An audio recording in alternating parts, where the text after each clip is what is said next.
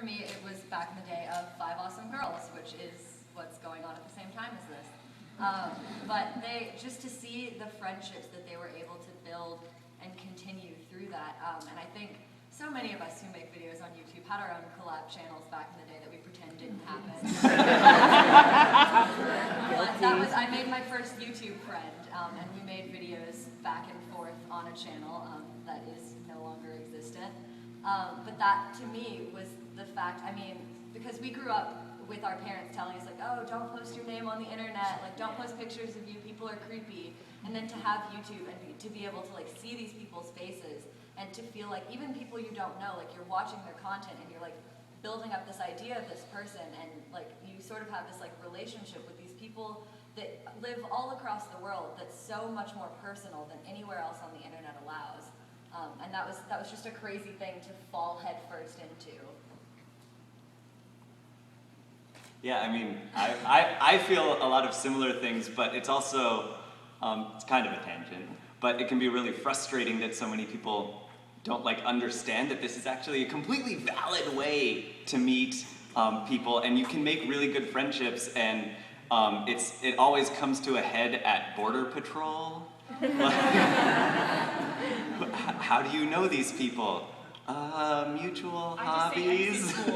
Yeah. It's just, but it's a great thing, and I love all of my friends, and there's so much love in this room. I've never seen so many people support a panel like this. Really, thank you. Yeah. Do any of you have any specific stories about making a friend through YouTube? Maybe your first internet friend? My first internet friend was right before that first VidCon I went to, so I didn't really have any internet friends going into it. I was just like, maybe I should go to this. It sounds like a cool thing. And so I went on the message boards. You know, they used to have them on. They still have them on the VidCon site. Yeah, and if you need a roommate, and so I just wrote on that, and my friend Katie replied, and my friend now, she's one of my really close friends, but I didn't know her at all, and we roomed together, and that was my first YouTube friend, and it was really cool to see how nice all the people you meet at VidCon are. You're just not expecting such supportiveness. Yeah. I have a story from yesterday, maybe the day before. I'm sure you will do this as well, because we've probably all been on YouTube for 4, 5, 6 years. And let's face it, we do unsubscribe to people. So I was walking through the lobby of the Hilton. I see this guy, and I know that I know him from somewhere.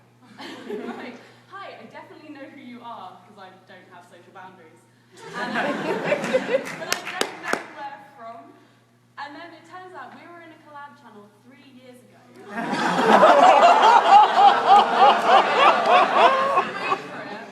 With Kian, Sam, and Ricky, who are in O2L now. It was us three. Yeah, and then just a ton of other people that we just didn't know very well. Yeah, that was amazing. First internet friends. That could be an appearance thing. I don't know if you've ever been outside of VidCon and then walked in and noticed everyone's hair is amazing. I can't recall my first internet friend, but I do remember when I stopped referring to people as internet friends to my college friends or to my family. My family now have met most of my friends. They stay over at my house. They ask how they are. My friends at college don't even distinguish, and to me that blurring just has felt so natural. And I've never said that was my friend on the internet, because those are where my friends come from. Okay, sorry if this question is a little vexing, but if there are any features that could be added to YouTube to make this sort of thing easier, because it's sort of geared toward a corporation, these sorts of things quite often. What would you add to the site? Comment threads.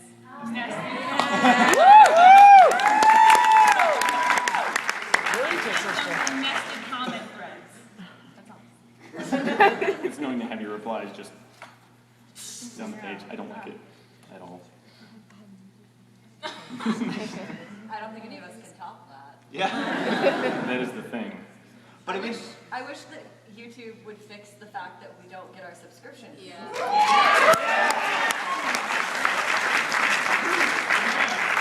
For me, so many of the ways that I find new content creators is by seeing, like, if people subscribe to you, a lot of times they have content that's similar to yours, or they have something to say too. So being able to like go through and click and like see, oh, like you get the email and it's like, oh, this person has this many videos.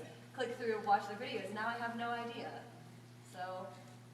Yeah, I'm thinking Hank Green made a video on like a secondary channel about what people see when they first sign up to YouTube, and it's like, a new user, Rihanna Vivo, subscribe. And I'm wondering if they should just be putting in some smaller people as well. It's also really hard to browse video responses. They used to be much easier. They were like just underneath the video box. And that's the most fun part, especially in like Vlogbrothers videos or kind of bigger YouTubers, to see sort of the breadth of video responses that they get.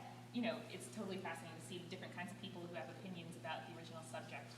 And it's, you know, I love getting that to find new creators.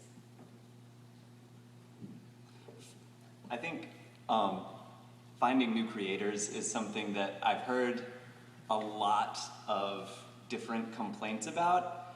And one of the things that I have learned through a lot of my friends is that it's pretty much up to us at this point to find and share YouTubers. And of course we'd all like YouTube to say, like, here are a bunch of cool, really small people to subscribe to, you should check them out.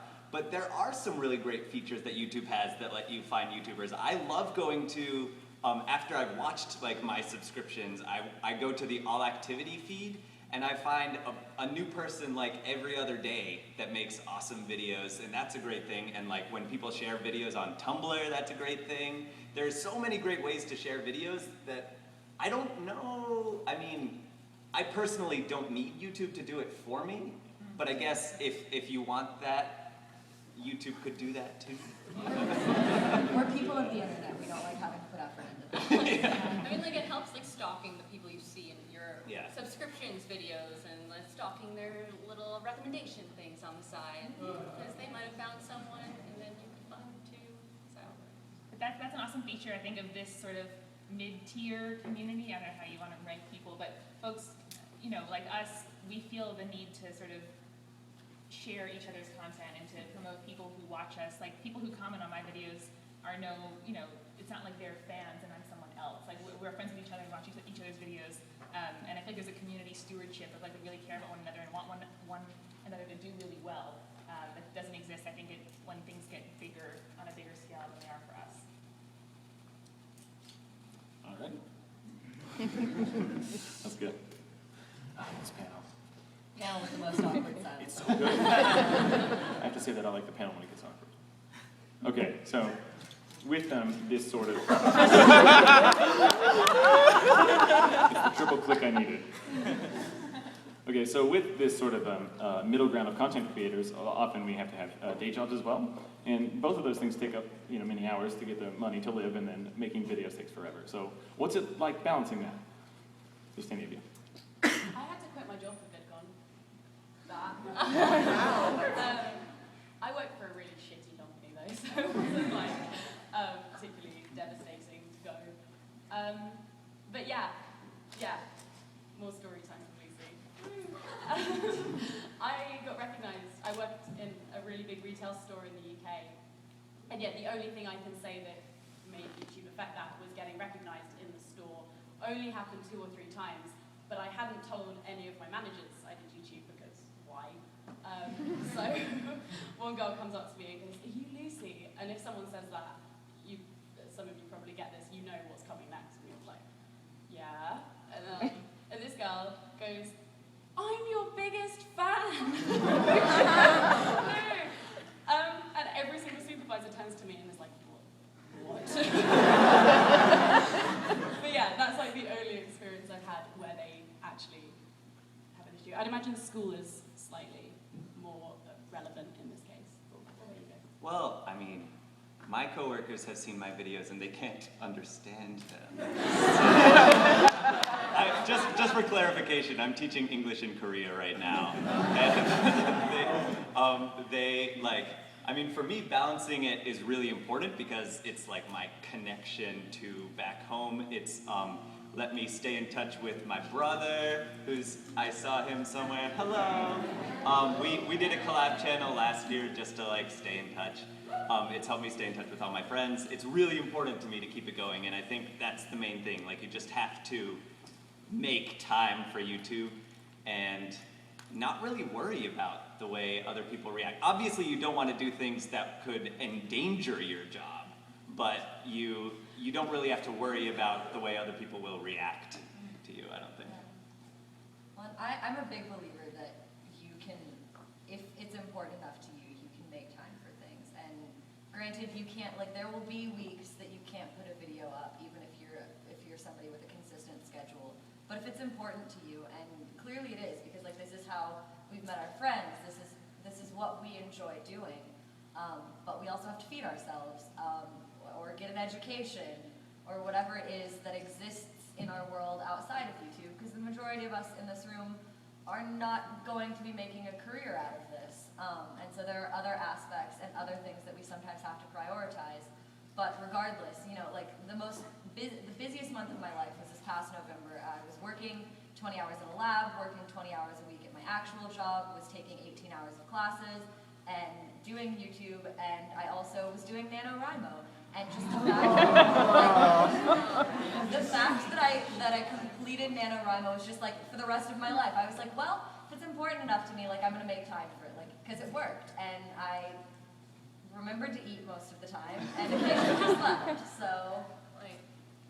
Well, since graduation, I mean, I did juggle, like, the videos with school and such like that, and then I started working for my dad for a while, and I was trying to put out as many videos as I can, and just a few months ago, I actually stopped working for my dad, and I'm just, like, putting out videos, just constantly working on them, and I've never felt busier ever, because, like, you never stop doing it. There's no hours for it, so, like, if you are not working, because I'm saving up to, like, move to LA and actually get, like, a job in my major, because I graduated film and television major, but right now, not having an actual job and just doing the YouTube, like, it feels like you never stop.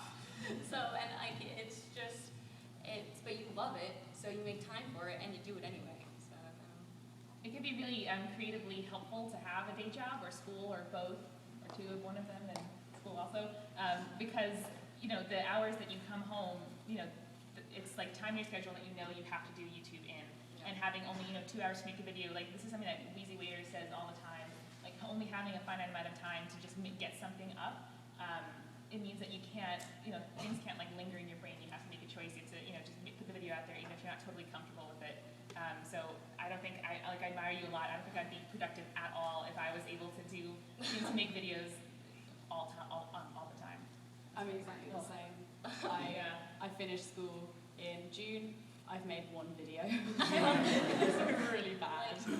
With the booktube videos, like, I can get out like 3 a week sometimes, or like 4 a week. But I do the book videos and I try to balance like doing like comedy-ish, sketchy, vloggy videos, and it's made those less consistent.